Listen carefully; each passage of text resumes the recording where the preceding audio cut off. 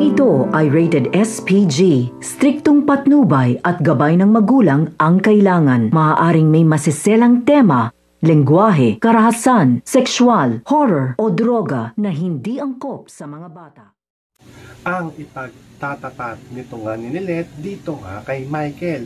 Dahil ito nga si Michael ay kinukulit nga dito ito nga si Lilet tungkol nga dito nga kay Dr. Tanyag. At natanong nga ni Michael kung ano nga daw ba ang kanyang kaugnayan at kung meron nga daw ba silang relasyon. Dahil nalaman na nga ni Michael dito na ito nga daw si Dr. Tanyag ang kinikita nga daw dito nito nga daw ni Lilet. At sumasakay pa nga daw ito nga si Lilet dito nga daw sa sasakyan dito nga daw ni Dr. Tanyag. Kaya nga ito nga si Lilet ay napilitan na nga itong aminin dito nga kay Michael ang katotohanan tungkol nga sa pagiging ama nito nga Tanyag dito nga daw kay Annalyn. Kaya kinagulat nga ito ng husto nito nga ni Michael nang kanyang malaman nga dito ang katotohanan tungkol nga sa pagiging ama nito nga ni Dr. Tanyag dito nga kay Annalyn.